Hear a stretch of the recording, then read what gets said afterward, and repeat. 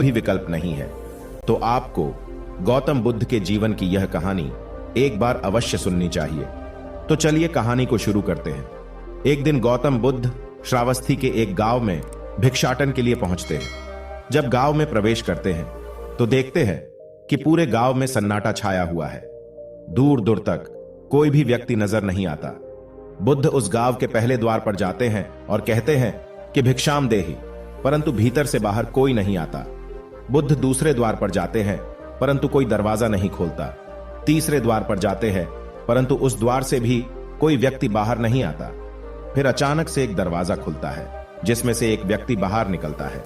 वो जल्दी से बुद्ध का हाथ पकड़ता है और उन्हें अपने घर में ले जाता है और कहता है कि क्षमा करे बुद्ध, परंतु इस समय आप बाहर नहीं जा सकते।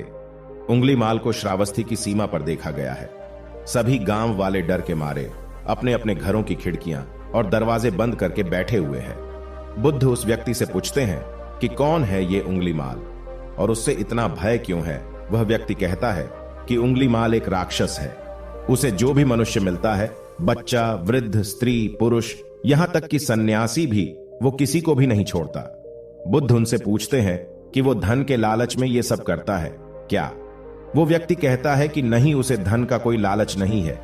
वो जब भी किसी आदमी को मारता है तो उसकी उंगली काटकर अपने गले की माला बनाता है, इसीलिए उसका नाम उंगली माल पड़ गया है।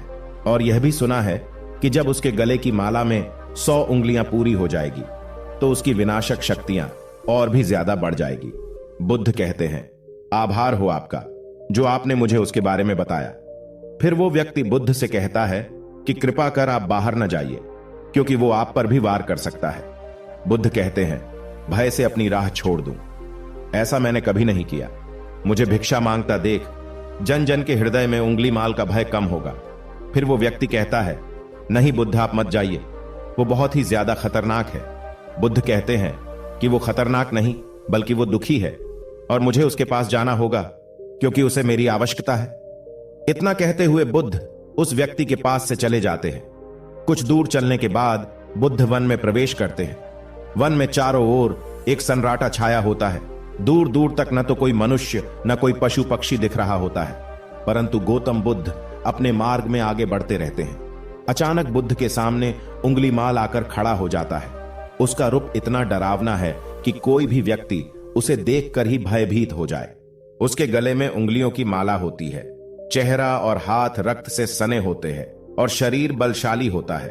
उसका रूप इतना भयानक होता है कि किसी भी साधारण व्यक्ति के प्राण तो उसे देखते ही निकल जाए, परंतु बुद्ध पर उंगलीमाल के डरावने रूप का कोई